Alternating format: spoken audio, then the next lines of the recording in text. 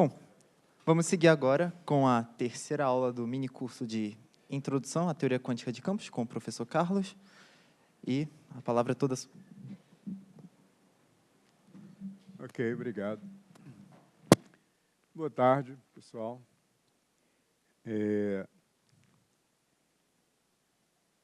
Feliz em ver boa parte do pessoal continua resistindo, né?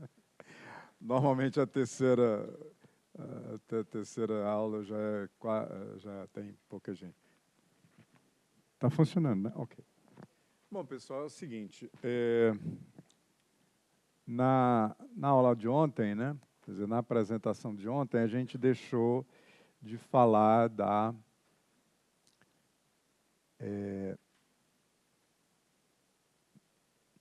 quantização por integral de caminho. Bom, antes disso, alguém quer fazer algum comentário, quer discutir alguma coisa? Alguma pergunta um pouco mais que foi suscitada nos últimos 2 dias? Essa parte aqui é a parte que encerra, essencialmente, teoria quântica de campos, né? O pessoal tinha me pedido para depois falar um pouquinho de algum artigo, alguma coisa de pesquisa, é o que eu vou fazer depois disso aqui.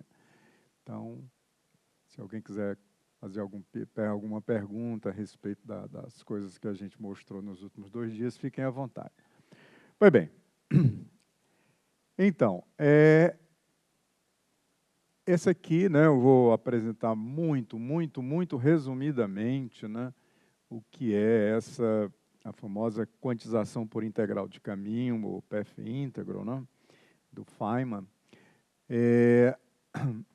Como eu já disse, essa é a abordagem que realmente a gente usa na prática, né? Ela é uma abordagem muito forte, muito poderosa e muito, de alguma maneira, utilizá-la é mais fácil do que utilizar a quantização canônica, né? Eu diria que entender é melhor a gente entender a formulação canônica, mas, do ponto de vista de utilizar, a formulação de Feynman é bem melhor, né? Mas então, a ideia central, né, conforme a gente coloca aqui, é que essencialmente, você vai, ao invés de trabalhar com operadores, né, e com regras de quantização, você vai trabalhar com essas integrais de Feynman, né, essas integrais funcionais, né? Alguma coisa que está explicitada aqui, né? Quer dizer, o valor esperado entre o estado final e o estado inicial do seu Hamiltoniano, né, ele é dado por uma medida de integração, né, que, na realidade, é muito difícil de se definir, né? Essa medida de integração é um produtório, né, das medidas de integração que normalmente a gente tem, porque isso aqui é um funcional, né? A questão fundamental é que a ação agora é um funcional de diversas trajetórias, então o que você vai fazer é somar em todas as trajetórias, né? Então, a interpretação física, cada trajetória contribui com uma fase, né? E as trajetórias clássicas são basicamente a fase estacionária, a variação da ação é zero, e as flutuações quânticas são as outras trajetórias. As vantagens, né, pedagógicas, digamos assim, são grandes, né? Como a gente diz, ao invés de fazer uma quantização, né, do ponto de vista de impor regras de comutação para os seus operadores, você troca por integrais de caminho, né? Seja lá o que for, né? A base, o fundamento matemático das integrais de Feynman, de certa maneira, do ponto de vista matemático, ainda tem discussões, tá? Nunca ficou muito, do ponto de vista matemático, plenamente estabelecido. Não vou muito discutir isso, até porque não tem mais validade, porque, na verdade, a ideia é que você utilize essa formulação como um artifício de cálculo, porque ele dá as coisas direitinho, né? No final das contas, ele dá a formulação de Feynman, de integral de caminho, dá todas as respostas que a formulação de quantização canônica dá. Então, pronto, né? Como eu disse, os operadores e comutadores agora serão considerados sobre configurações clássicas, né? E, ao invés de, digamos assim, tratar de um espaço de Hilbert, essencialmente você troca isso por uma formulação covariante. A questão do gauge fixing, na formulação de Feynman fica mais natural. E o famoso ordenamento temporal, que a gente discutiu ontem, né? Ele aqui, ele fica um pouco confuso quando a gente faz a quantização canônica, não é uma conta direta, realmente, né, muitas vezes aquela história de fazer as contrações, etc., né, dá muito trabalho. Aqui, na formulação de integral de caminho, isso tudo emerge naturalmente. A medida de integração, como eu disse, é um produtório, né? E é de certa forma, uma integral sobre todos os valores do campo em todos os pontos do espaço-tempo. O propagador é construído essencialmente como a amplitude de transição baseada numa integral de Feynman, e o seu objeto fundamental é a função de partição. Então, você constrói a função de partição, essencialmente definida dessa forma, né, baseada na ação dos campos, né, e a partir dela você constrói tudo o que você precisa, né. Você também pode chamar de função geradora, né, e como é que você obtém a série de Dyson, aquela expansão perturbativa? Tudo vai ser obtido a partir de derivadas funcionais dessas, por exemplo. Se você derivar funcionalmente duas vezes a função de partição, você obtém a famosa função de Green, a função de Green de 2 pontos, né? E por aí vai. Então, é um ferramental fantástico, fantástico, inescapável de dizer que, né, o fato de você concentrar tudo na função de partição e a partir dela você obter todos os gráficos, né, todos os termos que correspondem aos gráficos de Feynman, etc., faz com que realmente essa seja a abordagem que a gente usa no dia a dia. Aqui as funções de correlação. Bom, tem o teorema de Vick, né, que vocês lembram de ontem. O teorema de Vick era basicamente que você tinha que ordenar temporalmente, né, e também considerar o ordenamento normal. Aqui, você não precisa se preocupar com isso, né? As derivadas funcionais geram automaticamente as contrações. Você não precisa de ordenamento temporal explícito, né? Então, por exemplo, esse aqui é o propagador de Feynman. Ele basicamente, né, do ponto de vista da quantização canônica, né, seria o produto temporalmente ordenado do campo no ponto x, no ponto y, né? Então, do ponto de vista de integral de caminho, de integral de Feynman, né, seria uma coisa desse tipo, né? Você também pode fazer isso para férmions, né? E fica um pouquinho mais complicado quando você vai trabalhar com férmions, ainda mais porque essas medidas de integração, né, passam a ter, digamos, uma maneira de você defini-las um pouquinho mais elaboradas, né?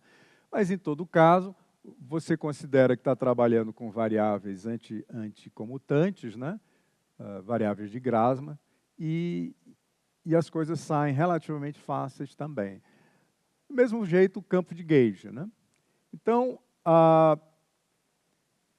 é uma abordagem também que fica bem simples, ou relativamente simples, para você estender para os casos não abelianos, né?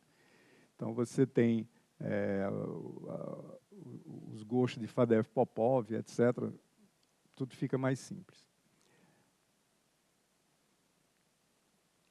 Bom, o que a gente pode dizer da derivação dos comutadores, como eu já tinha antecipado, né, é uma coisa desse tipo, quer dizer,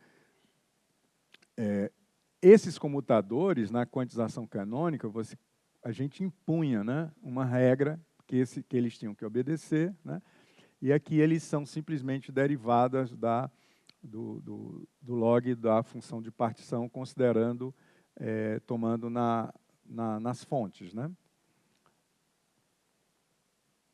Aqui um certo resumo, né, entre as duas abordagens, né.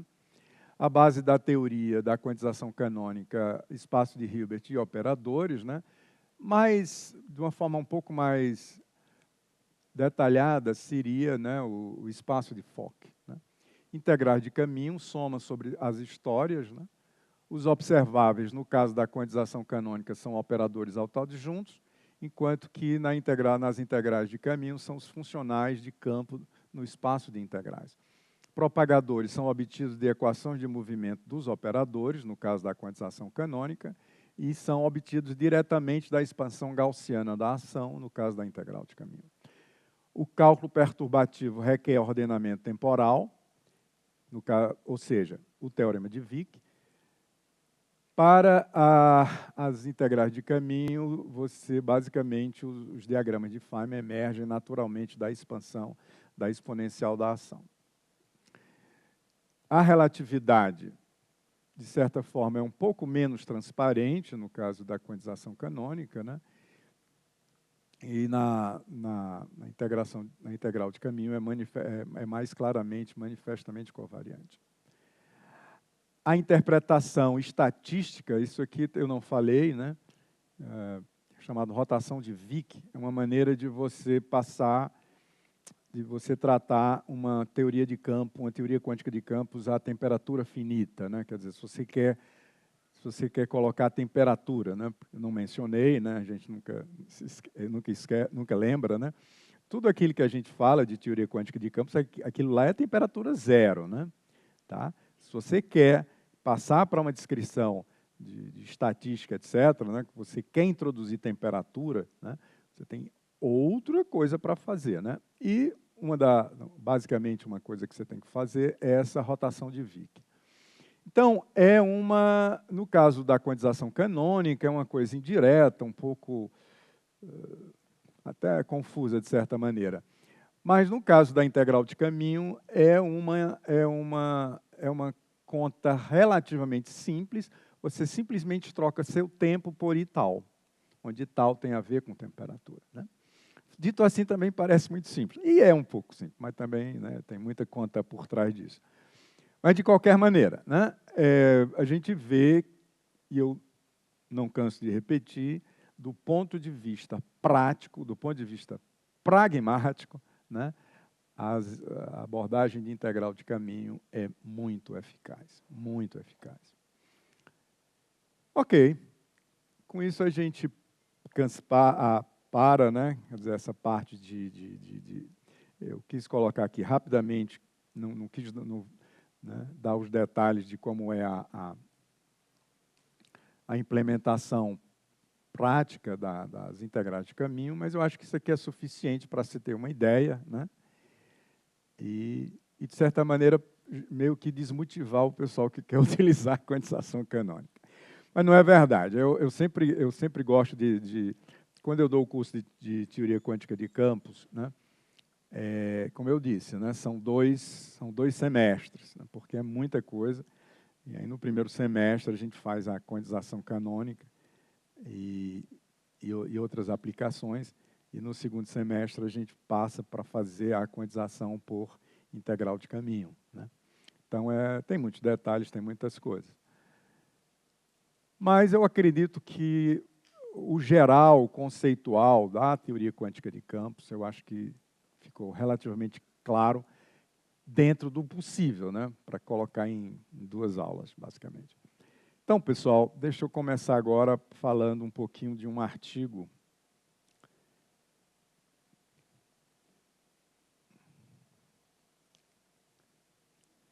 Não, o outro.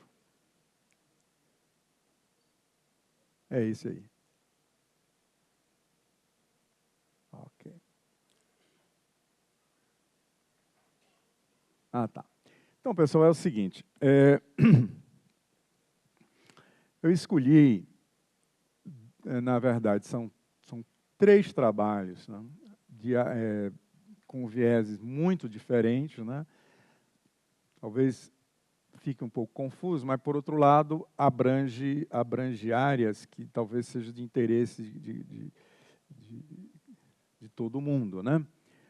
Porque esse, por exemplo, esse trabalho aqui, ele essencialmente, ele fala de gravidade quântica. Né?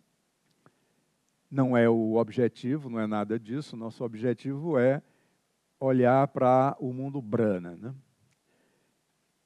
Para quem trabalha com teoria de campos e também e gravitação, o mundo Branas é uma espécie de uma mistura dessas duas coisas, né? Teoria quântica de campos e gravitação.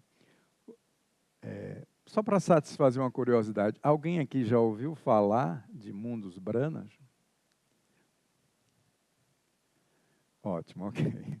Obrigado, pessoal. Então, essa ideia de mundos Branas, ela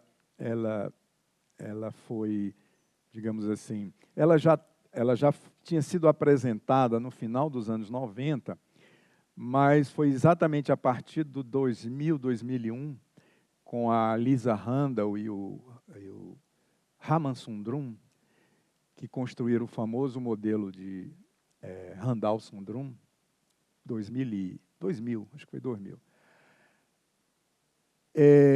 A ideia do modelo de Randall-Sundrum é resolver, arrumar uma explicação para o problema da hierarquia.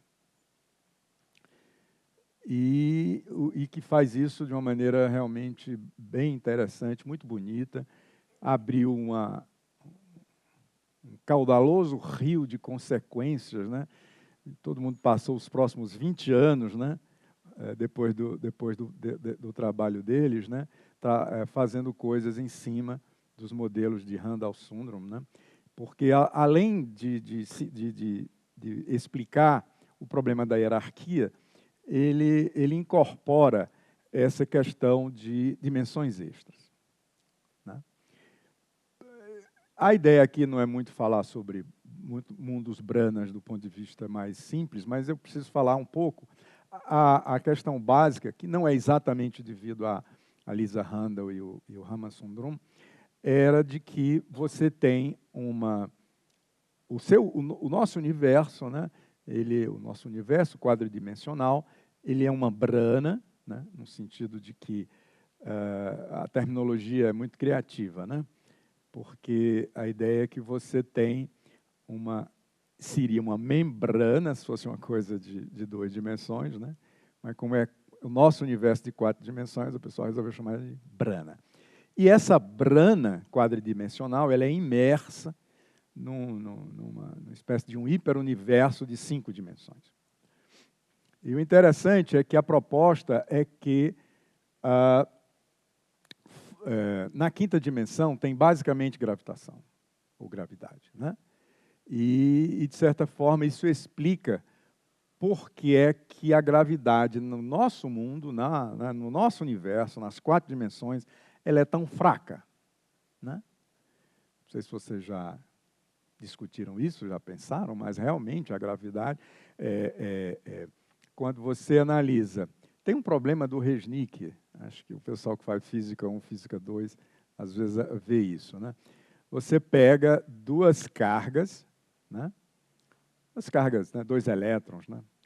E calcula qual é a força de atração ou repulsão eletromagnética e compara isso com a força gravitacional entre os 2 elétrons. Muito simples, é uma conta, né? Dá uma diferença da ordem de 10 elevado a 36. Né? Ou seja, a gravidade é muito fraca no nosso universo. Né? Embora a gravidade seja a força que cria criou e mantém o universo, né? Isso é tão interessante, a gente estudar a gravidade, né? No nosso mundo, ela é muito fraca, né? Tem um exemplo bem didático que a gente gosta de citar, que é o fato de que se você, né, pentear o cabelo, etc., pegar o pente, pegar um pedacinho de papel, né, que está na mesa, o pente vai atrair o pedacinho de papel, né? Eletricidade estática, né? Mas você está se esquecendo que a eletricidade está ganhando da atração gravitacional do planeta inteiro, né? Para a gente ter uma ideia de como a gravidade é fraca nesse sentido, né? E o modelo de Randall-Sundrum, eles explicam isso, né? Essa história de você ter uma quinta dimensão e que a gravidade é forte na quinta dimensão. Então, na Brana, a gente recebe um resíduo da gravidade. É linda essa interpretação, recomendo para vocês lerem um pouco sobre isso, é muito legal. Então, deu um novo, sei lá, um incentivo ao pessoal trabalhar com as dimensões extras, né? É claro, as cordas já, né, trabalham com as dimensões extras, etc. Mas, no caso das cordas, são dimensões compactas, né? As dimensões extras são compactas. No caso do modelo de Randall-Sundrum, para ser bem verdadeiro, o modelo de Randall-Sundrum, ele meio que bebe no modelo de cordas, né? É posterior, pelo menos de 20 anos. Mas Brana é isso, né? Então, esses mundos Branas é você estudar como é que você localiza partículas na Brana, os diversos tipos de partículas e etc.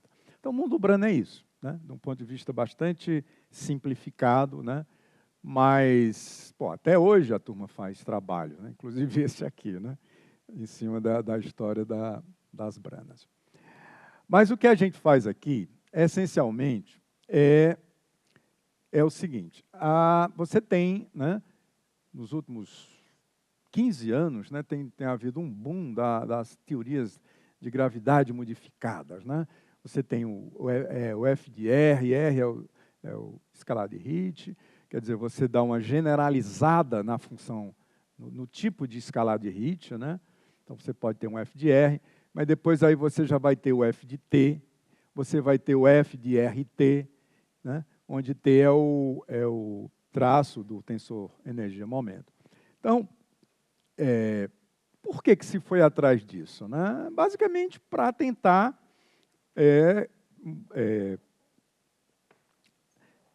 explicar como a gravidade de Einstein, né, com a teoria da gravitação, coisas modificadas, tentando modificar, coisas que, por enquanto, a gente não consegue prever, basicamente, com a gravitação pura de Einstein, né? Coisas de energia escuras e coisas do tipo, né? Inflação, etc, etc, etc. Então, todos esses modelos, né, essas modificações, elas não são gratuitas, né? Eles têm a ideia de tentar responder dúvidas, né, que a gente tem de maneira geral. O que a gente procura fazer aqui é induzir, através da flutuação de uma métrica, né, a flutuação quântica de uma métrica, induzir a uma gravidade, F de R de T, e alterar a dinâmica da Brana, né? Quer dizer, o nosso foco aqui não é bem a gravidade F de R de T, mas basicamente ver, sim, mas aí se eu fizer uma flutuação da métrica, isso vai ter alguma maneira, isso vai influir de uma maneira ou de outra na dinâmica do mundo Brana, certo? Então, essa é a questão, né? Como as flutuações quânticas modificam a gravidade, qual é o seu impacto na energia e na estabilidade das Branas, né?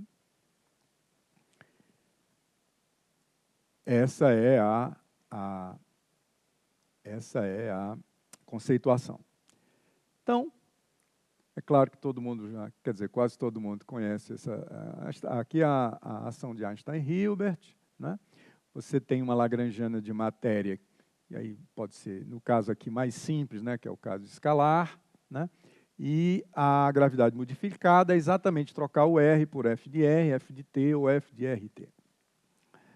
Sobre flutuações da métrica, flutuações quânticas da métrica, né? A gente pode citar inicialmente esses trabalhos do Donoghue, de 94, ele reinterpreta a expansão da métrica como uma teoria efetiva, né?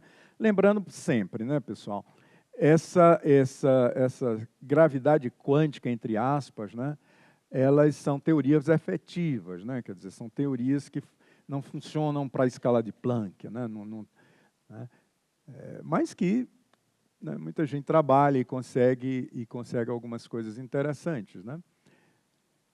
E, então, ele trabalha com a expansão da métrica numa teoria efetiva, né, válida abaixo da escala de Planck, e mostra como as flutuações quânticas da métrica induzem correções na ação de Einstein. Quer dizer, você faz uma flutuação quântica da métrica, não é ainda aquela coisa, né?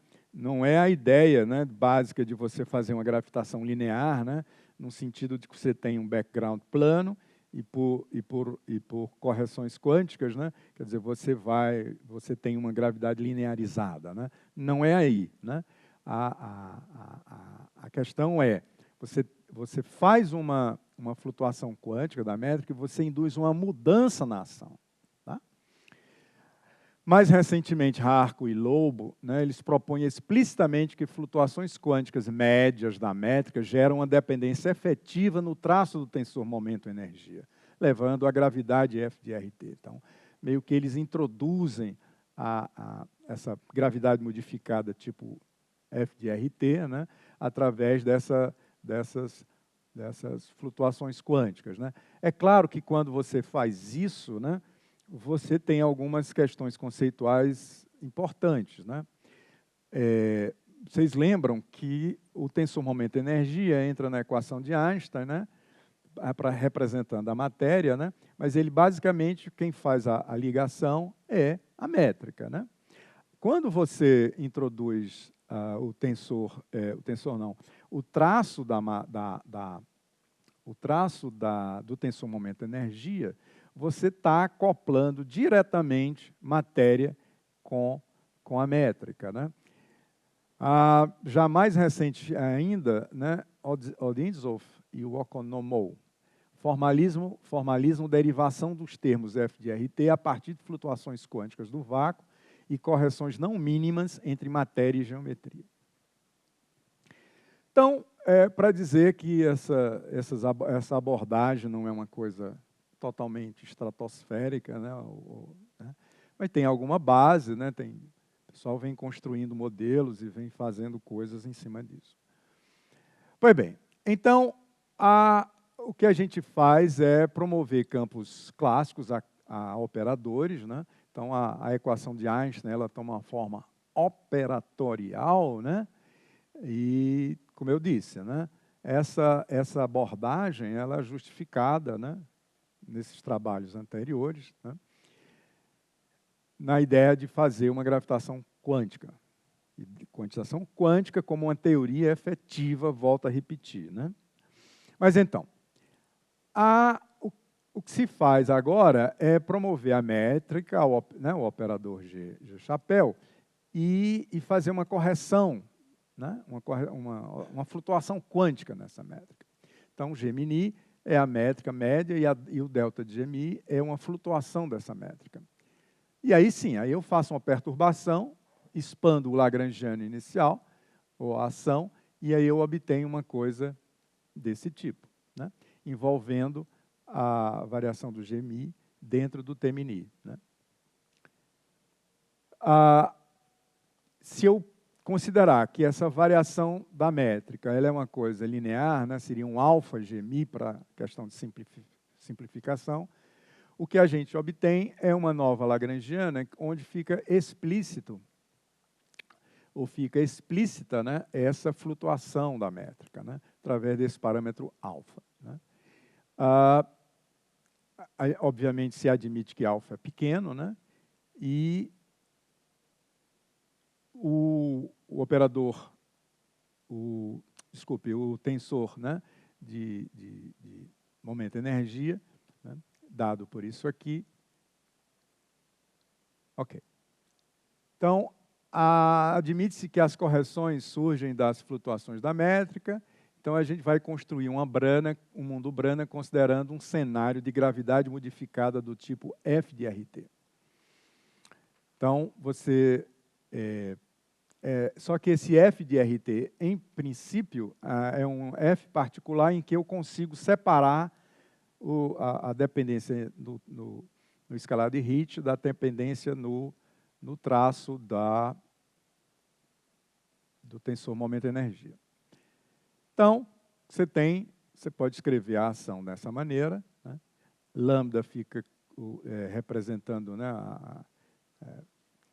é uma parte, né, a parte que depende de Hit, né, fica como sendo 1 menos alfa R, e x, né, de t é alfa de t. Ok. Além do mais, a gente tem essas convenções práticas, né? E vamos em frente. Bom, para olhar para a Brana, a primeira coisa que a gente precisa, né, é uma métrica, um elemento, né, em 5 dimensões. Tá? Então, você tem agora, né, o seu DS, que, no caso, tipicamente, não existiria esse termo exponenciado aqui, né? E a ideia é que essa parte aqui é o nosso mundo quadridimensional, tá? E a quinta dimensão, né, seria designada aqui pelo Y. Né? O que faz toda a diferença é esse A, essa função A. Né? É uma função chamada de fator de Warp, né, que depende da quinta dimensão. Então, tipicamente, esta aqui é o elemento, né, de métrica da Brana. Né? No primeiro modelo proposto por Hans Sundrum, né, por Lisa e pelo Hamann, né, eles fizeram uma proposta bem simples, né, considerando que essa função A era basicamente uma função delta de Dirac. Né, e encontraram todas as coisas baseadas numa simplificação tão grande. Né. Só que logo depois o pessoal já começou, olha, não dá, porque se o A for uma delta de Dirac, você tem um monte de singularidades, e etc, etc, etc. E aí começaram a dizer, bom, então, o que caracteriza esse primeiro modelo de Randall-Sundrum, né, é que você tem uma Brana que eles chamam Brana fina. Né? Brana fina porque o fator de Warp essencialmente é uma delta. Né? Então, acho que foi em 2001 já, né, o pessoal já estava propondo a Brana espessa, que era uma Brana onde o A ele tem uma certa forma, né, na quinta dimensão, o que faz com que você elimine várias singularidades. Mas vamos em frente. Né? Então, aqui os índices A e B variam de 0 a 3, né? Onde a dimensão extra é o Y, o x4, e a assinatura da métrica típica. Né? Ok. Então, o campo de matéria é descrito pela densidade lagrangiana anterior. Né? Cadê? Sumiu. Sumiu, cadê? Ok. Bom, mas é basicamente você considerar, né, na verdade, ao invés da Lagrangiana, você pode pensar na ação. Né? Então, agora você vai ficar com o seu tensor, o seu traço do tensor energia-momento, escrito dessa maneira, né? E você vai começar a trabalhar. Né? A mesma coisa que a gente faz normalmente com a equação de Einstein, você vai, né, para você obter, transformar a equação de Einstein, com o uso de uma determinada métrica, né, você obtém as equações para o campo, né, para os campos. Isso é livro-texto, né? Então, o que a gente obtém são equações para esse campo φ, né? E onde aparece explicitamente, né, a variável alfa, que corresponde à flutuação da métrica. Então, aí, você tem, como a gente não especificou, né, quem é o fator de Warp, né, ele continua presente, né, e ele aparece aqui. Então, você precisa definir um potencial, né, mas, de qualquer maneira, dependendo desse potencial, você vai ter diversas formas desse fator de Warp, né. No caso do primeiro modelo Randall-Sundrum, o fator de Warp, como eu disse, ele é colocado à mão, né. Uma das coisas que se faz posteriormente é que você passa a colocar potencial, e a partir desse potencial é que você obtém o fator de Warp. Ok. Então, aqui você tem a energia, né? Olha só, né? E elevado a 2A, eu tenho o campo, né? Veja que essa é uma integral na dimensão extra. E aqui a densidade, né? Então, para escolher um perfil específico do espaço-tempo, a gente tem que encontrar ou determinar uma função, uma warp function, né? Se fosse Star Trek, seria, né, warp function, não é? É fator de dobra, né? O pessoal aqui, você não se lembra de Star Trek? Não é possível, todo mundo ficou sério. Tudo bem, deixa eu ir lá. Então, ok. Então, por exemplo, em geral, é interessante admitir um fator de Warp que reproduz o fator de Warp de Randall-Sundrum. Quer dizer, num limite, né, que na realidade tem mais coisas por trás disso, né? A questão é que você precisa que o seu espaço seja ADS, né, antidecita, né? E pelo menos nos limites, né, você tenha um espaço antidecita, né? E aqui, muito longe da Brana, né, você faz o limite quando a função, a quinta dimensão vai para infinito, né, que E elevado a 2A seja zero.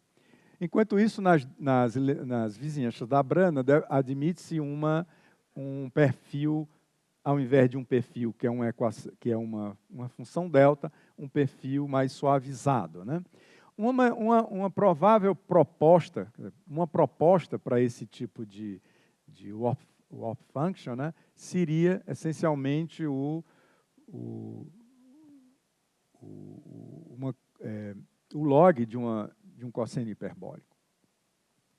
Quando você faz isso, né, olha como é que fica o E elevado a 2A. Né? Lembrem-se que aqui, né, isso aqui seria, o Y é a dimensão extra, tá certo? Então, quando você está na proposta inicial, né, esse E elevado a 2A é basicamente uma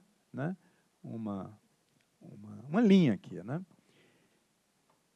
Quando você pensa, quando você propõe um fator de Warp nessa forma, você passa a ter esse tipo de função suavizada, né? Aqui é para E elevado a 2A, e aqui é para o A sozinho. Pois bem, esse modelo, o pessoal chama de modelo de Brana espessa, né? Na verdade, tem outras maneiras de você... não é só, basicamente, com essa proposta aqui que se tem Brana espessa, né? Você tem outras maneiras de definir o fator de Warp para conseguir branas espessas. Mas, em todo caso, modelo de Brana espessa, né? Então, você tem, olha só, o campo de matéria com uma função da dimensão extra, né? E da largura da brana, né? Então, o campo de isso aqui, né? Então, você percebe que isso aqui é como se você tivesse amaciando um kink, né? Essa solução aqui, creio que vocês sabem, é uma solução tipo kink, é uma tangente hiperbólica, né? Como se você tivesse um comportamento para y menor do que 1, né? E tivesse um outro comportamento para y maior do que 1. Né? Para quem nunca viu nada sobre kink, é exatamente isso. Né? O kink é uma solução topológica que essencialmente é uma espécie de um degrau. Né? E, bom, então, e aqui seria o campo de matéria como uma função da dimensão extra para diversos valores de alfa. Né? Tá certo? Aqui é para diversos valores da largura da brana, né? Da espessura da brana, e aqui para diversos valores do coeficiente de flutuação, né? Quântica da métrica. Bom, a gente já está vendo que a flutuação da métrica já faz mudanças significativas, né? Embora são números pequenos, né? Mas a gente pode dizer que, de certa maneira, é significativo.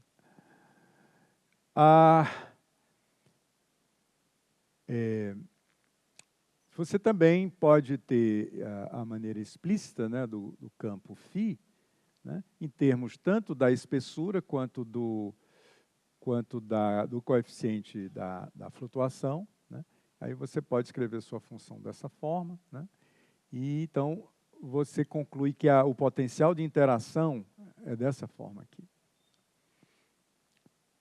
E aqui é basicamente graficar as duas coisas, né? Potencial como uma função da dimensão extra para diversos valores da espessura da brana e o potencial como função da dimensão extra para diversos valores da flutuação da métrica. No caso aqui é a energia. E, basicamente, aqui a gente tem só para discutindo os gráficos, né? Não vem muito ao caso. Mas vamos logo para a conclusão. Então, as flutuações métricas, as flutuações quânticas da métrica podem induzir uma gravidade do tipo f de RT, né? Especialmente quando você tem um caso particular da função R de t dessa forma. Considerando os resultados obtidos, nós construímos uma brana, um mundo brana, na gravidade f de R. E mostramos que os estados de vácuo, os perfis de campo e a energia da brana dependem do parâmetro de flutuação. Uma coisa interessante aqui já é sempre o que a gente coloca no final do artigo, né? Testes possíveis observacionais, né? Quer dizer, de alguma maneira, a cosmologia, etc., você pode tirar números, quer dizer, tirar algumas coisas daqui para ver se consegue transformar em eventuais variáveis a serem observadas experimentalmente.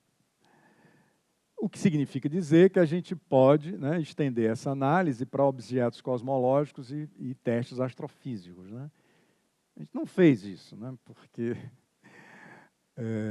né, tem tantas outras coisas para fazer. Mas, de qualquer maneira, é uma possibilidade. Né? Isso está publicado no EPJP, né? Ele está publicado no EPJP do ano passado, né, 2024. Esse aqui foi um trabalho que eu fiz com um aluno meu de doutorado, né, o Clayton. Gosto muito de citá-lo. Hoje ele tá num pós-doc na UFABC, né, com o professor Dimitri. Eu nem me lembro, infelizmente, o nome. Mas ele fez fez vários trabalhos interessantes com a gente. Pois bem, pessoal, e aí eu passo para o outro.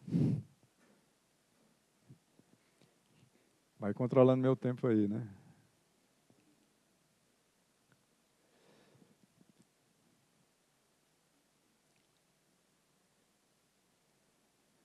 Bom, pessoal, então, esse aqui serão dois trabalhos, mas dois trabalhos em mecânica quântica relativística. A gente, basicamente, aqui a gente trabalha com férmions não hermitianos, com massa efetiva, e férmions de Dirac na fita de Möbius. Tá? São dois trabalhos distintos, né, onde essencialmente se considera mecânica quântica relativística. Então, como eu disse, vamos mostrar férmions numa teoria não hermitiana relativística com PDM. O que é PDM? É a massa dependente da posição.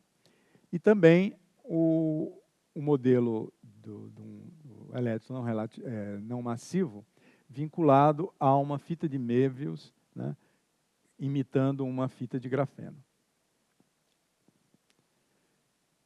Muito bem. O que é esse problema da massa efetiva, né? Da massa dependendo da posição? Esse problema é bem interessante do ponto de vista básico, né? Que é o seguinte, né? Quando você trabalha com a teoria de Schrödinger, né? Você tem P quadrado sobre 2m, não é? Discordem de mim aqui. Você tem P quadrado sobre 2m. Na equação de Schrödinger é assim, né?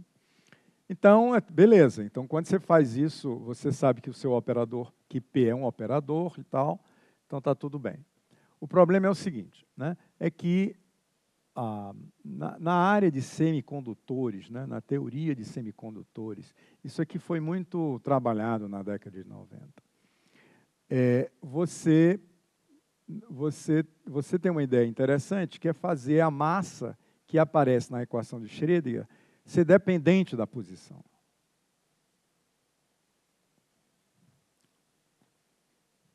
O que é que isso causa? Isso é uma tragédia, de certa maneira, né? Por quê? Porque, não sei se vocês se lembram, talvez a moçada que está fazendo mecânica quântica agora se lembre. Quando você tem um produto de operadores, né? Quer dizer, como é que você vai dizer, por exemplo, você está trabalhando com X e P, né? Quando eu vou escrever os dois operadores, é XP ou é PX? Né?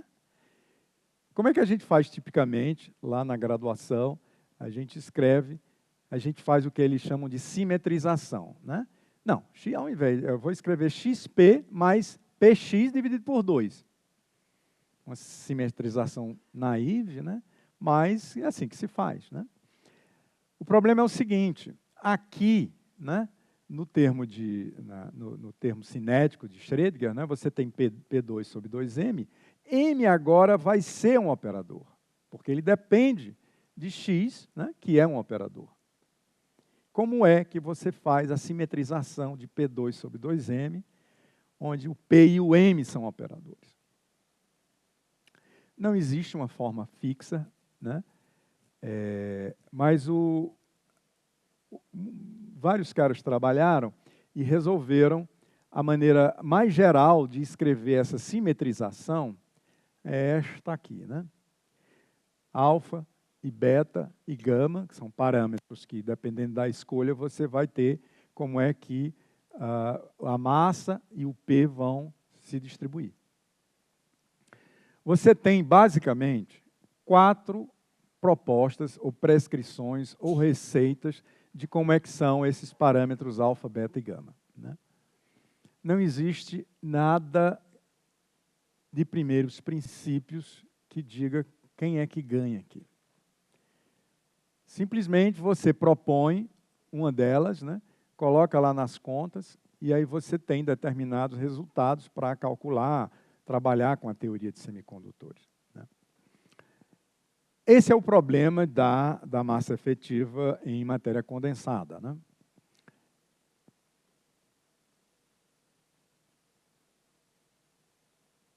Não era para ver? Ah, pronto. Depois eu volto naquele outro. O que a gente fez, pessoal? A ideia foi o seguinte. Eu cheguei a falar para vocês, muito rapidamente, sobre como é bom você juntar, né, um pesquisador da área de altas energias com um pesquisador da área de matéria condensada. Porque são formações diferentes, normalmente. O cara que consegue juntar as duas, esse é muito bom. Mas, normalmente, as formações são diferentes, né? E quando eles começam a conversar, sai muita coisa interessante, né? E quando eu terminei, quando eu voltei do doutorado, eu tinha um colega que também estava voltando de doutorado, eu no CBPF, ele na Unicamp, e ele de matéria condensada, teórico de semicondutores, né? E ele me fala, olha, eu tenho uma coisa na mecânica quântica, na teoria de semicondutores, que é massa dependendo da posição. Como é que é isso em teoria de campos? Ele disse, não existe. Nesse ponto aí, não existe, né? A massa é o polo do propagador, né? Essa é a resposta típica de qualquer campista. A massa é o polo do propagador. O que eu posso ter são correções quânticas, né? Correções, né? Mas depois eu fiquei pensando, e aí discuti com um aluno meu de mestrado, e aí a gente fez isso aqui. Mecânica quântica relativística. Não precisava ser teoria quântica de campos, né? Provavelmente seria um negócio louco, né? Mas se a gente fizer em mecânica quântica relativística, porque mecânica quântica relativística, como eu falei já para vocês, né, é uma teoria de uma partícula, né?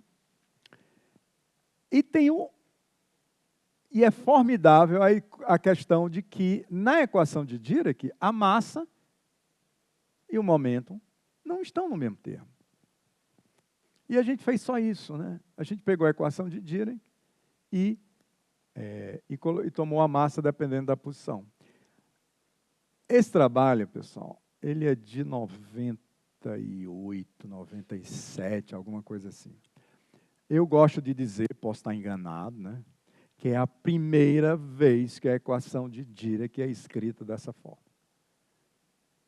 Imodestamente falando, e se depois vocês encontrarem algo que corrija isso, me informem, né? Porque, né, eu gosto de dizer isso. E é uma coisa tão simples, né? Então, o que a gente fez? A gente pegou a massa dependendo da posição na equação de Dirac e fez a aproximação não relativística. Fez uma aproximação não relativística relativamente sofisticada, se bem que sofisticado não é bem um termo, né? Transformação de Foldway-Thyssen, né? Que é uma maneira de fazer a aproximação não relativística, mas você vai guardando termos interessantes, né? É diferente de você fazer aquela aproximação não relativística, em que você simplesmente pega a parte de energias negativas, etc., e joga fora e coisa parecida, né? E fizemos essa aproximação não relativística e a gente cai numa daquelas prescrições, né? Numa dessas prescrições. Tá? Foi só isso o trabalho. Tá? Mas eu gosto de citar, né, sem muita modéstia, né, por causa de que é uma visão super simples e ela só aparece porque eu conversava com um colega de matéria condensada, né? A gente escreveu o trabalho, mas como a gente era muito inexperiente ainda, todo mundo meio que pós-doc, o PRL não aceitou, né? Acho que se a gente tivesse mais uns 10 anos de experiência, a gente tinha conseguido emplacar isso como PRL. E a desculpa do PRL foi só o seguinte, vocês não conseguiram estender, mostrar que isso era importante para outras coisas, né? Mas mandem para o PRB, acho que era B, e está aceito, né? Foi o que a gente fez. Pois bem, mas não essa questão toda aqui é só para falar desse PDM, né, que é o momentum, que é o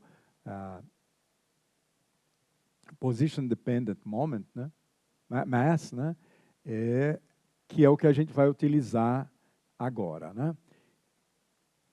Aí eu tenho que voltar aqui. que é que a gente fez agora, recentemente, acho que foi 22 anos atrás? A gente pegou e vamos considerar um modelo de férmions, mas um modelo não hermitiano.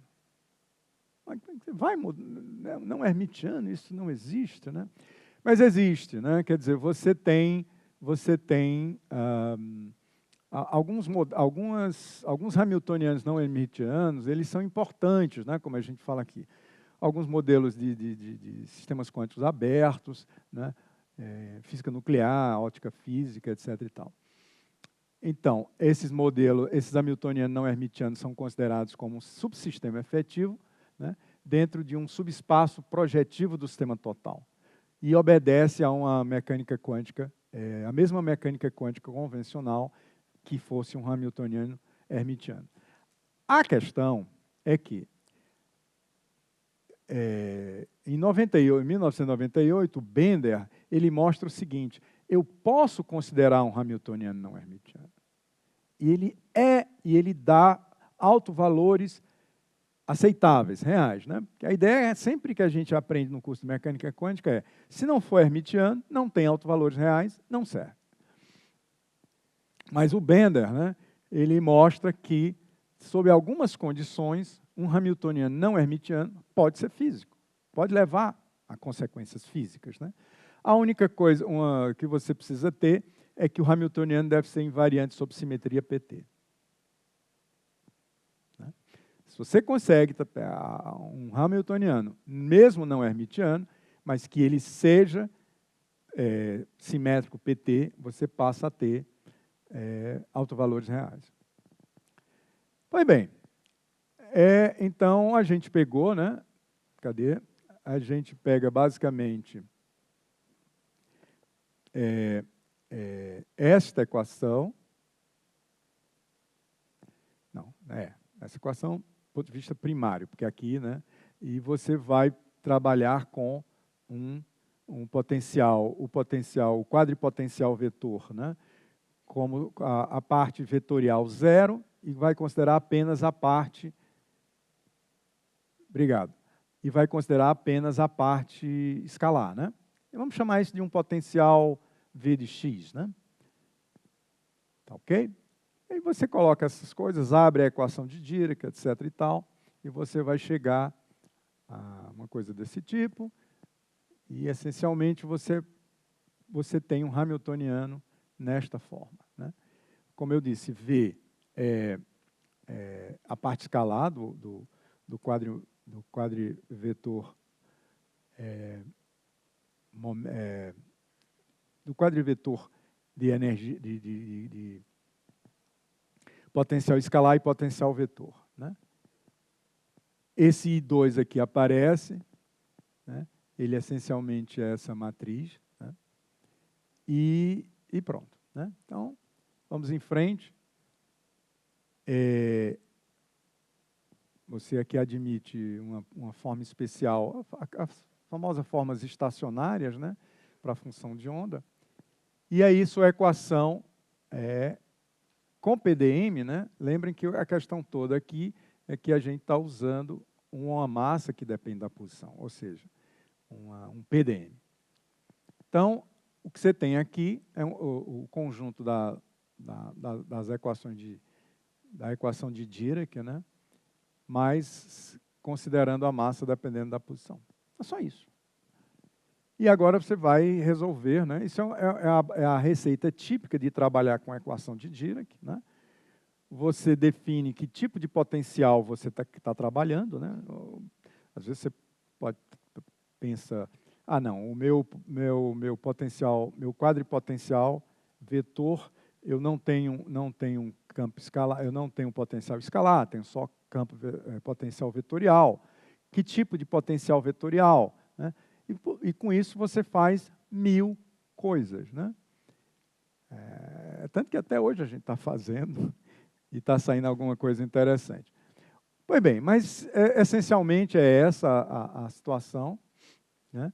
O resto são contas, né?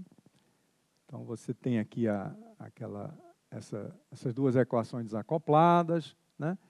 E aqui um apanhado final a respeito do trabalho, né? O que você faz ainda para aplicar isso, né, é pensar em como é que seria essa minha massa dependendo da posição. Então, uma proposta inicial, um exemplo inicial, seria a massa dependendo da posição simplesmente como sendo mx. É muito simples. Mas isso é basicamente, você pode pensar que isso tem aplicações ao elétron na superfície do grafeno, né? Você fica com uma equação desse tipo, né? E aqui ficam os gráficos, né? O PDM linear, né? A gente chama isso aqui de PDM linear, né? Dependendo dos diversos valores de μ, e aqui como é que é o potencial, né, para esse caso, né? As soluções basicamente são esses polinômios de Hermite, né? Aqui estão alguns gráficos, né, dos autoestados, né? Você fica variando aqui o parâmetro da dependência da massa em relação à posição, no caso aqui, né, como eu disse, linear, né, e vai construindo algumas respostas interessantes, né. Um segundo exemplo é quando eu tenho uma massa, dependendo da posição, na forma de uma secante hiperbólica, né. Tá? Onde é que se aplica? Bom, isso aqui é basicamente um sóliton, né, a massa de um sóliton. Então, o sistema descreve, por exemplo, um defeito que se propaga em uma rede cristalina, né, física de estado sólido, mantendo a sua forma e a sua energia, né. Isso é o típico de um sóliton. A solução solitônica é uma solução que não deforma, nem solta as tiras, desculpe, não deforma. Eu estou com umas piadas muito antigas, né? Desculpem. Vamos lá. Então, esse sóliton, né? O sóliton, ele interage, né? Mas mesmo ele interage e ele não deforma, né? Ele não perde ele não muda sua forma, nem tampouco sua energia, né? Por isso é que ele é chamado de sóliton. Pois bem, então, aplicações bem interessantes, né? Que o pessoal de matéria condensada pode pegar agora e fazer alguma coisa, né? Então, aí você agora tem, né, uma equação diferencial para o seu campo, né, para o seu φ, e você vai graficar, né, a massa, né, a massa efetiva, etc., né? As soluções são essas funções complicadas, né, funções de Rhoen, né?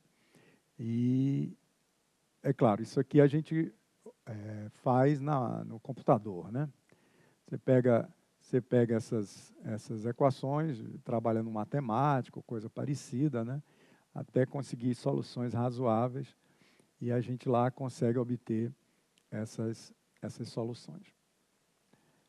Esse trabalho foi um trabalho que a gente fez. Eu fiz com o Cleiton, né? E Cleiton, na época, era meu aluno de doutorado, e aqui é uma aluna de mestrado. Ok, 20 minutos ainda, né? Então, deixa eu falar aqui agora sobre outro artigo, né? Esse artigo aqui é basicamente, esse aqui teve mais coisas, né? Infelizmente, a gente vai ter menos tempo. Mas esse artigo aqui é um trabalho sobre onde a gente quer considerar o grafeno na forma de uma fita de Möbius, né? E a ideia é tentar, a gente não consegue chegar a esse nível, né? Mas era entender como é que fica as propriedades térmicas, mecânicas e eletrônicas. Então, né, a gente conseguiu alguma coisa a respeito das propriedades dos autoestados, né? Uma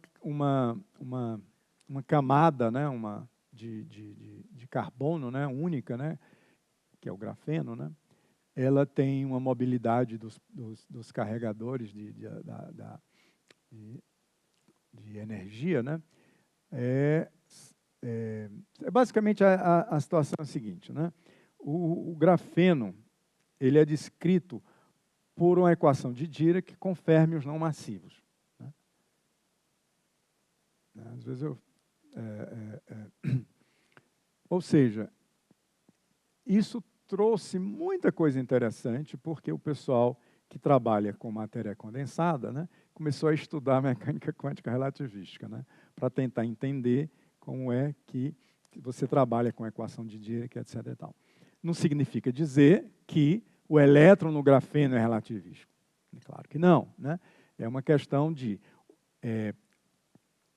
a configuração de energia que ele segue, ao invés de ser a energia ser proporcional a P quadrado, que é o caso de Schrödinger, é proporcional a P, que é o caso de Dirac, né? Com isso, você consegue descrever esses férmions não massivos, né, através da equação de Dirac no grafeno. Né? É o que está aqui dito, né? Então, o grafeno ele abre uma ponte entre a física da matéria condensada e a teoria quântica de campos em 2 dimensões, né? Mostrando que a teoria quântica de campos, né, como eu mencionei ontem, né, tem aquela vastidão de aplicações, etc. Essa é uma delas, né? Quer dizer, você tem pontes bem interessantes entre fundamentos de teoria de campos. No caso que eu fiz aqui, eu e os alunos, mais especificamente, mecânica quântica relativística, né? Ok. Então, mas de qualquer maneira, até do ponto de vista formal, o grafeno virou um laboratório interessantíssimo para teorias relativísticas, né? Vocês não sabem disso, quem quiser dar uma olhada, isso é muito interessante. Porque, por exemplo, o chamado Zitterbewegung, né, que é o movimento tremido do elétron, que é típico da relatividade, né, você pode estudar no grafeno. E outro, paradoxo de Klein, também, né? Mais recentemente, efeitos relativísticos foram encontrados em semimetais de Weyl, férmions de Majorana, partículas de Bogoliubov e cristais de Kagomé. Ou seja, o grafeno e esses outros materiais, né, eles abriram essa perspectiva de você utilizar uma teoria relativística, né, inclusive para você aumentar o seu conhecimento sobre algumas coisas da teoria relativística. Mas voltando, né? Então, rapidamente, né, você pega, deixa eu colocar logo a figura, né? Isso aqui seria a fita de Möbius, né? Vocês sabem que a fita de Möbius é uma figura não uma fita não orientada, né? Você está num lado e você começa a percorrê-la, você chega no mesmo lugar, né? Para quem. Obrigado. Tá certo? Então, essa é a famosa fita de Möbius. Inclusive, você pode fazer, né? Você pode pegar uma fita, dobra e cola. Pronto, fita de Möbius. Se você colocar seu lápis num ponto e for riscando, você volta para o ponto em que você começou. Ou seja, a fita de Möbius é como se ela tivesse só um lado, né? É muito legal isso. Topologia pura, né? Mas então, sendo bastante breve, pessoal, a gente vai descrever essa fita através de uma variável U, né, que tem a ver com a, como é que a gente diz, com a largura, e uma variável θ, que seria percorrer a fita, tá bom? Aqui tem mais ou menos como é que a gente descreve, né, usando essa geometria, né? A gente fica com que o vetor posição de U e de θ basicamente é escrito dessa forma. Mas vamos lá. Então, aqui a gente define o vetor tangente, né, os vetores tangentes, né, e define uma espécie de uma métrica para a fita de Möbius, né? A métrica seria essencialmente isso aqui, né? Essa função beta é uma função que passa a ser extremamente importante, porque toda a informação da fita está nela, né? E a gente chama isso de um fator métrico angular, né? Ele é dado a partir dos vetores tangentes e da própria definição da posição, né? Ela é dada por essa expressão. O elemento de linha infinitesimal 2 mais 1 tem essa forma, né? ds2 menos dt2 mais du e mais beta quadrado de θ de θ2. Bom, aqui você vai acoplar os férmions, né, à fita de Möbius, né? Essencialmente, você parte da velha equação de Dirac, no caso aqui não massiva, né, com um pequeno detalhe, né? Como você está trabalhando agora num espaço não plano tipicamente, né, você precisa redefinir suas matrizes gama. Né? Você redefine suas matrizes gamas a partir de tetradas, né? Dreimbines, né? Você define, são basicamente vetores tangentes, né? E a derivada, essa derivada aqui da equação de Dirac, ela é modificada, né? Exatamente porque agora você está como se você tivesse uma curvatura, né? Ela é modificada dessa maneira, onde isso aqui é uma conexão espinorial, definida dessa forma aqui. Muito legal você trabalhar com a fita de Möbius, porque você traz muito conhecimento de espaços curvos, né? E coisas parecidas. Bom, aí isso aqui é a parte conceitual toda, né? Que é a parte mais difícil, talvez, né? Que é o que a gente precisa pensar mais, né? E aí a gente começa a ir para a parte de operacional, né? No caso aqui, a gente constrói o Hamiltoniano, né? O Hamiltoniano fica dessa forma. É importante lembrar o beta, né? Tá certo? Né? Eu estou com derivadas de dmi e de θ. Na notação matricial, a equação de Dirac em termos dos espinores é dessa forma aqui, né? Das funções espinoriais de duas componentes, né? φ1 e φ2. Que mais? Eu vou ter um potencial, né? A gente vê a partir daqui que você tem um potencial, né? A gente está chamando aqui um potencial geométrico, né? Nessa forma 30. Essa teoria, pessoal, agora eu me lembrei de comentar, muita coisa disso aqui foi montado por um brasileiro, eu não me lembro exatamente do nome, ele sei que é da Costa, né? Trabalho, acho que ainda na década de 90, creio eu, né? E acabou, o da Costa tem muitos trabalhos interessantes, porque ele fez muita coisa aplicada a grafeno, e como teve a onda do grafeno, né, depois do Nobel, né, teve a onda de grafeno, a onda ainda não acabou, né? Muita gente de matéria condensada, né, e um pouco o pessoal que faz aplicações em matéria condensada entra na onda, né? Então, essa boa parte dessa discussão aqui é devido a ele, né?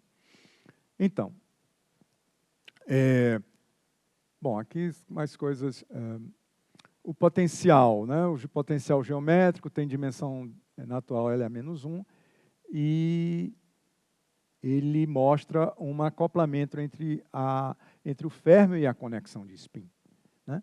Além disso, o potencial exibe uma espécie de paridade modificada de Möbius, né? Porque o U vai para menos U e o θ vai para 2π menos θ. Uma outra coisa importante aqui é que a função de onda ela não é mais tratável, né? Porque ela não assume, não dá para você separar as variáveis. Vocês lembram lá de física matemática? Beleza, obrigado. Essa coisa de separar as variáveis, né? Como é que as coisas ficavam muito simples, né? Aqui a gente isso não vai ser mais possível, né? E aí você não vai poder trabalhar como faz com o cônio, o helicóide, o catenoide e o torus, né? A questão que vem, a razão disso, é a falta de simetria axial, né? Exatamente, você não pode, né, se você fizer uma volta numa fita de Möbius, ela não é simétrica, né? Então, a perda dessa simetria axial é que leva a uma não conservação do momento angular ao longo do eixo Z, né? E aí complica, né? Então, não existe um termo um termo centrífugo, né? Não aparece naturalmente no hamiltoniano anterior. Bom, aí o que a gente vai fazer, né? A gente vai explorar as propriedades eletrônicas, né, desse férmion de Dirac, né, que ele é vinculado a dar num fio, né, em cima da fita de Möbius, né? E a gente faz várias situações, né? Pessoal, isso aqui é muito técnico, não acrescenta muita coisa, então eu vou passar bem rápido, né? Então, lembrando aqui, por exemplo, a gente está ao longo do fio. Ao longo do fio é basicamente como se a gente tivesse o θ. Não, aqui é na largura, né? Então é basicamente como você tiver o θ constante variando o U, né? E aí, com isso, a gente consegue obter a densidade de estados, etc., né? Aqui são diversas soluções para θ fixo, né? E mostra-se que o efeito da fase geométrica, né, é concentrar a função de onda na parte exterior da faixa, né? Levando à formação de estados de fronteira, né? Para o pessoal que gosta de transformar isso em aplicações, né, só de matéria condensada, isso aqui é muito legal, né? De repente, você está trabalhando com o grafeno, etc., quer entender um pouco das propriedades de condução, né, eletrônica, né? Então, você fazer um estudo, numa fita de Möbius, dependendo da situação, né, você tem a formação de estados nas fronteiras, né, nas bordas, melhor dizendo.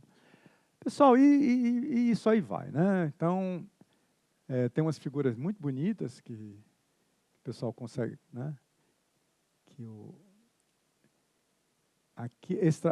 Daqui a pouco eu vou dizer quem é esse trabalho. Esse trabalho aqui foi feito com um colega meu do departamento e com um aluno de mestrado. Essas figuras bonitinhas eu não sei fazer.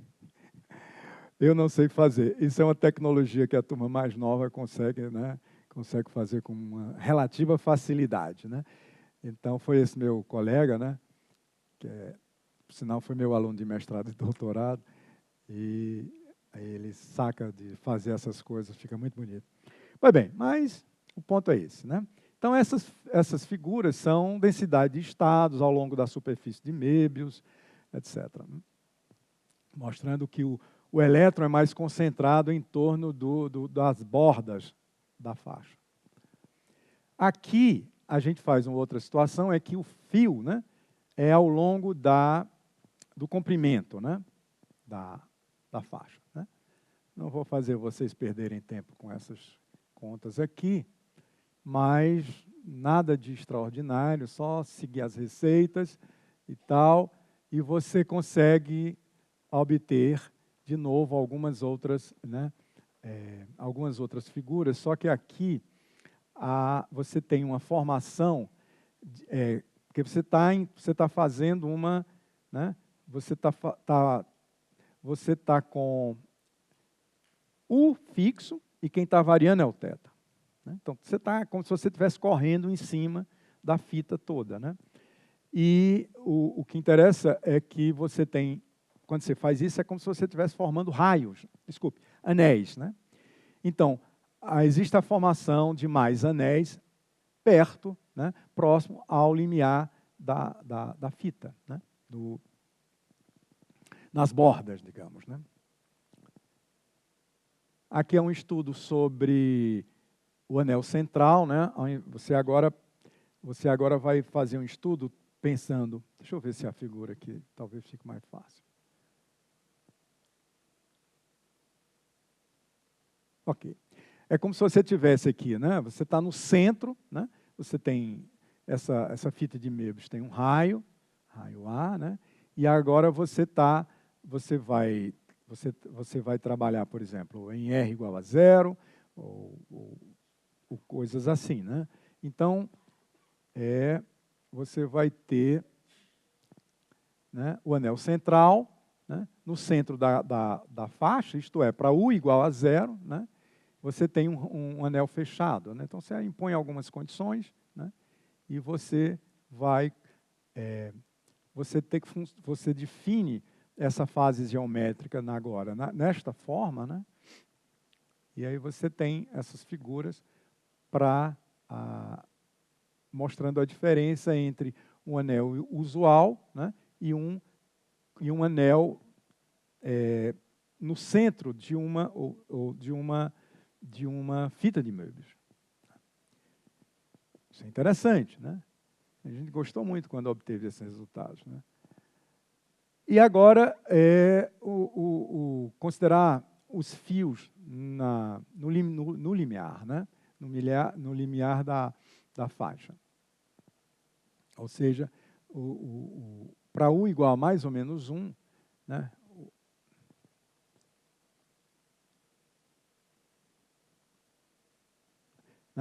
U igual a menos L, U igual a L e U igual a 0, né? Mas depois a gente faz o L igual a 1, então o U varia basicamente de menos 1 a 1. Ok. Então, aqui. Então, você tem agora os anéis, né? Quer dizer, os fios, né? E você pode escrever a função de onda nesta forma, né? Mais alguns cálculos, né? E aí você, né, constrói a densidade de estados, né, nos fios das bordas, né? Ou seja, com U igual a mais 1 e com U igual a menos 1, para, no caso aqui, para os 4 níveis de energia iniciais. Dá essas figuras bonitinhas, né?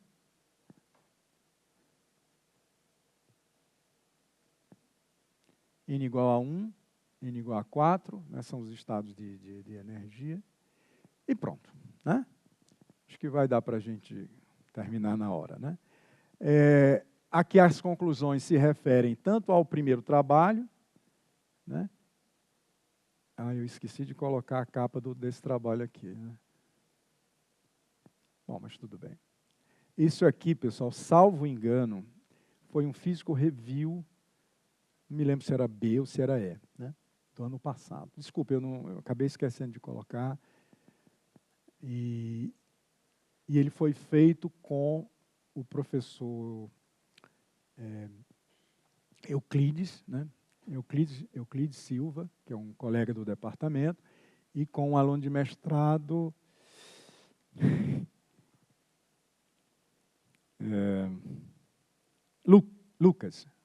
Lucas Monteiro. Pois bem, e aqui então um resumo, né, dos dois trabalhos, tá? No caso da massa dependente da posição, consideramos uma partícula fermiônica com PDM, sujeita a uma interação eletrostática que dependia da posição. Investigamos dois perfis de massa, que a gente chamou de PDM linear e PDM hiperbólico, né? Ao analisar o perfil de massa linear, é possível notar a geração de um potencial do tipo harmônico, que confina o férmio, né? É possível ver também que um potencial suave surge quando a gente considera a de massa hiperbólica. Contudo, uma barreira de potencial efetivo produzida pela partícula é fraca comparada com a energia da partícula e a solução do sistema será uma onda plana, né? Flat. Quando se procura um formalismo tipo Schrödinger, é necessário assumir um potencial complexo dependente da distribuição espacial de massa. Embora o sistema obtido seja não hermitiano, como o hamiltoniano preserva a simetria PT, os altos valores de energia são reais.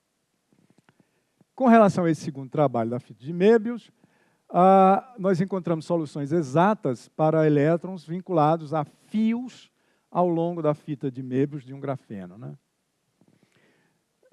Na verdade, grafeno entra aí para você poder usar Dirac, né? Dirac não massivo, né? Ou seja, é uma abordagem que serve perfeitamente para, eventualmente, né, se alguém quiser fazer alguma coisa experimental em cima disso, né, de grafeno, né, a gente já tem isso aí. Mas, continuando, considerando o elétron efetivamente descrito como um férmio de Dirac não massivo, a fita de Möbius é uma geometria curva que fornece um potencial geométrico que depende da conexão geométrica ao invés da curvatura. A geometria dos fios depende não apenas da métrica do fio, mas também da geometria de Möbius e das simetrias. Para fios ao longo da largura da fita, né, o efeito da geometria curva são codificados numa fase geométrica, a qual tem a ver com o potencial geométrico. Soluções exatas da equação de Dirac foram encontradas, para as quais mostram a formação de estados de limiar, de contorno, de fronteira. Bom, como isso aqui a gente discutiu já há segundos atrás, nem precisa mais, né? E também, quando o fio é ao longo do comprimento da fita, né, a gente tem uma geometria bem diferente, né, em relação a quando você está fazendo a variação no longo da largura. Né. Para U igual a 0, os fios formam um anel de raio A, enquanto que para U igual a mais ou menos 1, né, que é o caso das bordas, né, o fio é aberto no intervalo de θ menor do que 2π a 0. Não dá para a gente ver aqui o resultado. Mas o fio ao longo da fronteira, né, dos limites, né, do bound, né, do contorno da fita de Möbius, o estado fundamental N igual a 1 exibe uma densidade de probabilidade localizada em torno do anel. Né? Ok, pessoal, então com isso a gente termina. Né? Eu gostaria de novamente agradecer a moçada, né, da comissão que organizou esse congresso. Congresso que já tem 48 anos, né?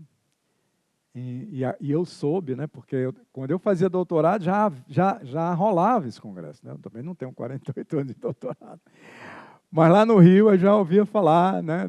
Nunca, não sei porquê, acabei nunca vindo, mas é uma tradição tão legal, né? Que eu deixo aqui o meu maior apoio para a moçada, né?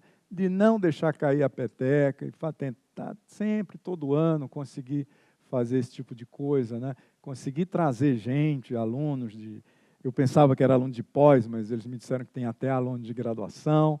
Quer dizer, eu imagino, se eu tivesse tido a oportunidade como aluno de graduação lá em Fortaleza, vir para um negócio desse aqui, teria sido fantástico, né? Então, eu imagino que para o pessoal de graduação, que eu vi aqui, não está aqui hoje, né? Mas um aluno da Rural, ou era de Recife, né? Cara, né? É uma experiência fantástica, né? Fantástica. Dou a maior força, né? O que precisarem de mim aí para ajudar qualquer vez, podem contar, né? O pessoal estava me informando, e eu sempre ficava com essa dúvida, sim, mas quem foi Paulo Leal? Ninguém, né? Eles mesmos não sabiam, né? Mas aí descobriram, fizeram, por uma questão de ofício, de dever de ofício, fizeram uma pesquisa, e foi o cara que fundou o IFT, né? Quer dizer, uma figura maravilhosa, uma figura que, né, viu além, né? Quer dizer, e merece, portanto, todas essas homenagens, né? O fato de ter um congresso tão longevo, né? Com o nome dele, etc. Né? Então, agradeço muito, agradeço a presença de vocês, né? Peço desculpas se, de repente, a gente formulou, né, as aulas de uma maneira que não atendeu a todo mundo, talvez não tenha atendido tanto ao pessoal de graduação, de mestrado, ou às vezes também nem ao pessoal de doutorado, mas a gente tentou fazer, eu espero que eu procurei fazer uma coisa que eu gosto muito, é de falar muito de conceitos, né? Porque conta, a gente faz, e às vezes nem a gente nem faz, é o computador que faz, né? Mas em física, tudo tem a ver com o conceito mesmo. Quando a gente está mais sedimentado, quando a gente está mais fundamentado nos conceitos, a gente está sabendo onde é que as coisas, né? Às vezes fica muito mais fácil de fazer as contas, etc. Né? Foi essa a mensagem geral que eu procurei colocar aqui, tanto nas aulas, que eu chamo de apresentações, mas também nessas ilustrações com esses 3 trabalhos. Né? É isso aí. Obrigado.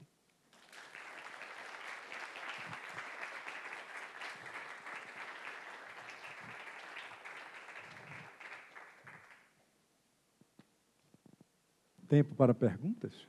Ah, é ele que fala isso. Bom, antes de falar das perguntas, primeiro agradecer as muito gentis palavras finais.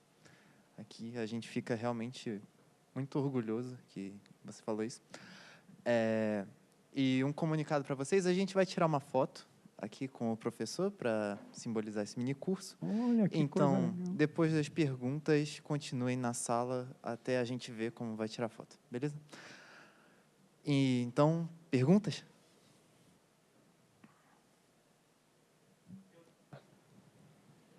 Pode fazer.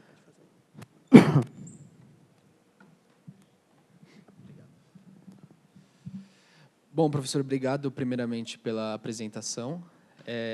A minha pergunta ela vai direcionada ao seu trabalho com mundos Brana. E em teoria quântica de campos, geralmente o que a gente faz é quantizar campos assumindo-se um espaço-tempo de fundo e assumindo-se, então, a gente impõe relações de comutação dos campos sobre superfícies tipo espaço. Quando você diz que quantiza a métrica de alguma forma, sobre o que está sendo quantizado? Você está assumindo-se uma quantização sobre um espaço-tempo de Minkowski ou sobre essa variedade, não sei nem se é uma variedade, mas sobre esse mundo Brana 5-dimensional? Na realidade, o que a gente faz é uma flutuação, né? Na realidade, é como se você tivesse a métrica, né?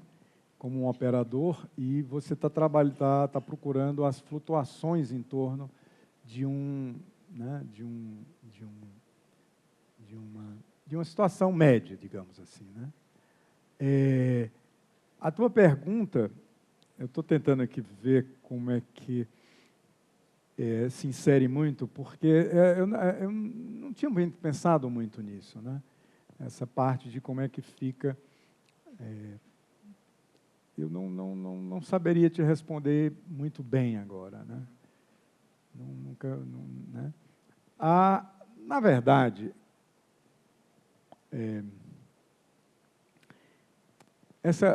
os mundos Brana, né? Como ele é uma mistura em princípio, de uma coisa quase que clássica, né? De uma gravitação clássica, né? Com um pouco dessa teoria de campos, né? Muitas desses fundamentos ficam um pouquinho obscuros, né? E eu tenho a pretensão de dizer que, às vezes, obscuros demais, né? Então, as pessoas não explicam muito bem certas coisas, né? Você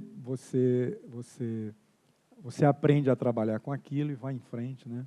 Mas é muito boa a tua pergunta. Eu vou ficar pensando nela.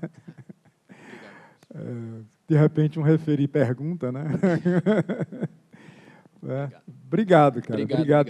Por essa pergunta. Professor, excelente apresentação. Eu queria, a respeito também dessa questão de Branas, né? Eu não sei se assim, né?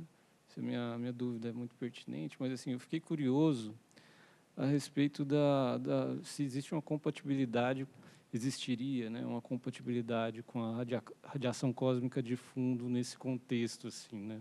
Quando você falou ali mais no final de astrofísica, assim, cosmologia, né? Isso. Boa pergunta. Olha, o objetivo do trabalho de Randall Sundrum, né, Ramasundram e da Lisa Randall, né, era dirigido à questão, como eu falei, do problema da hierarquia, né? O problema da hierarquia, exatamente, para o pessoal que nunca ouviu falar, né, é o fato de que você tem, as partículas todas têm massa, têm, né, energia, né, da ordem de MeV ou coisa parecida, né, muito distante da escala de Planck, né? Ou seja, você tem um deserto de partículas, né? Então, eles chamam isso de problemas da hierarquia, né? E a proposta ali de Lisa Randall, Lisa e do Sundram, né, na verdade, ao invés de você procurar relacionar a massa de Planck com a massa eletrofraca, né, essas duas escalas, né, tentar de alguma maneira, que é o que nós fazíamos, né, antes, né, fazer uma relação entre essas duas massas. O que o modelo de Randall-Sundram faz é trocar isso por uma dependência da dimensão extra. Na verdade, continua ainda tendo uma dimensão. Quer dizer, tendo uma dependência. O que eu quero dizer com isso é que o viés não é tão cosmológico assim, tá? Pelo menos dos modelos em si, né? Tem aplicações cosmológicas? Eu acho que tem, bastante, mas para dizer a verdade, não estou bem antenado com as partes mais de implicações cosmológicas, inclusive com a radiação cósmica de fundo, né? O que a gente sabe um pouquinho, né, é a questão das dimensões extras, né? As dimensões extras, me parece que a questão toda é que, se existirem dimensões extras, você pode dar respostas cosmológicas interessantíssimas, né? Interessantíssimas. Inclusive, quase recentemente, né, o pessoal descobriu uma pequena imperfeição, né? Quando você fala da radiação cósmica de fundo, ela é a mesma, né, em todo a fronteira do universo, né? Mas, ao que parece, né, encontraram algumas imperfeições. Alguns lugares em que você não tem exatamente a mesma energia, etc. e tal. E uma das formas de explicar isso seria as dimensões extras, né? Então, inclusive, o pessoal que é de partículas, né, fala para a gente que o LHC tem previstas experimentos para tentar mostrar que existem dimensões extras. Eu não sei os detalhes, né, mas eu tenho uma curiosidade enorme. Mas é porque tem tanta coisa ainda, né, mais terra a terra para demonstrar, né, que eu não sei quando é que eles vão poder fazer os experimentos. Eu fico até curioso de saber qual é o experimento que vai, né? Mas, na realidade, os experimentos para mostrar que tem dimensão extra é pegar o modelo de Randall-Sundram, né? Porque o modelo de Randall-Sundram ele faz algumas previsões de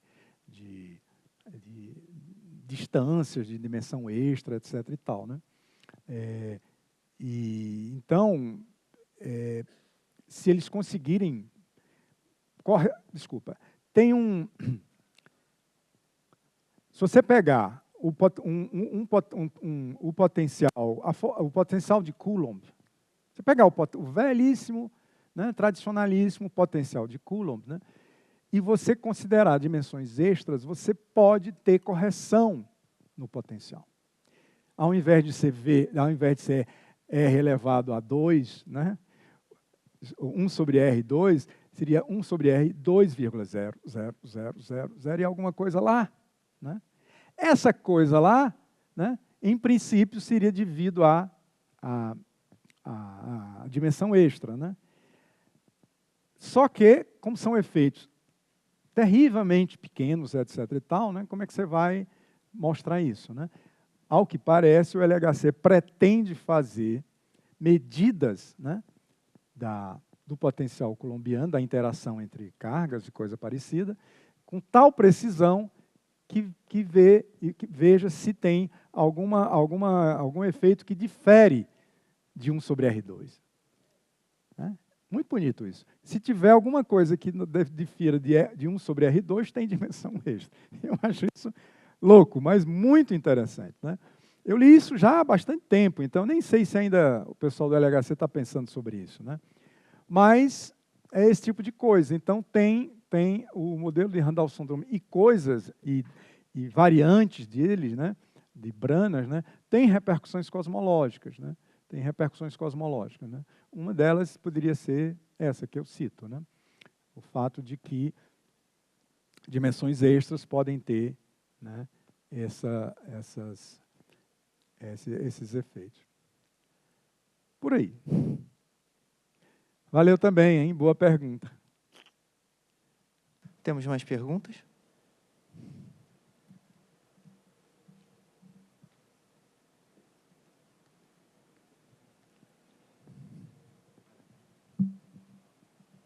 Oi, professor, tudo bem? Obrigado pelo curso, bem legal.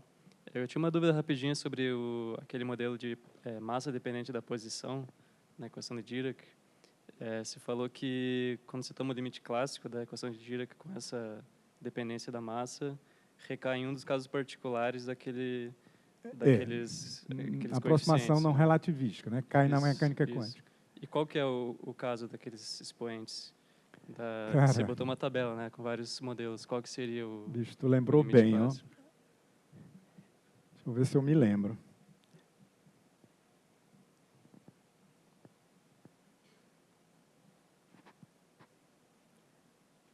Acho que foi o Lee-Kuhn, né? Me parece que foi,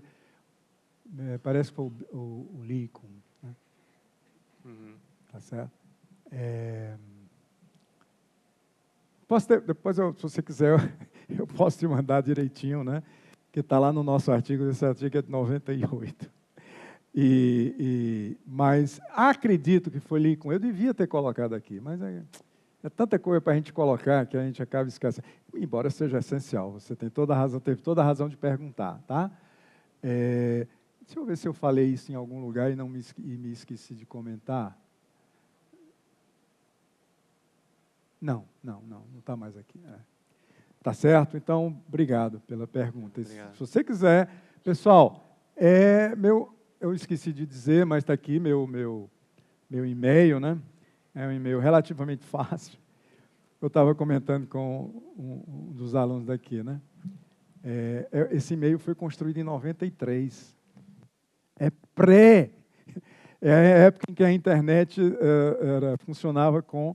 Estou dizendo que sou velho, não é nada disso, ao contrário, né? O problema é que eu terminei a graduação muito novo. Mas, mentira, nada disso. Mas, então, é por isso que é tão simples. Física.ufc.br é o nosso domínio do departamento, e Carlos, né? Hoje em dia é impossível você fazer uma coisa dessa, né? Imagina, só no departamento de professor hoje tem uns 4 Carlos, né? Se botar aluno também, aí vai bem para uns 20, né? Mas é isso, pessoal. Se vocês quiserem qualquer coisa, olha, é fácil de lembrar, quiserem perguntar alguma coisa, discutir, ou me informar de alguma coisa, eu estou todo aí disponível, né? Tenho o maior interesse de conversar, de responder, tá? Então, se você quiser, como é teu nome? Pinheiro. Pinheiro, se quiser me mandar um e-mail, eu te mando a resposta, tá? Porque foi uma falha grave eu não ter comentado isso. Obrigado, cara. Temos tempo para mais uma última pergunta. Okay. Bom, se não temos mais perguntas, vamos parabenizar novamente.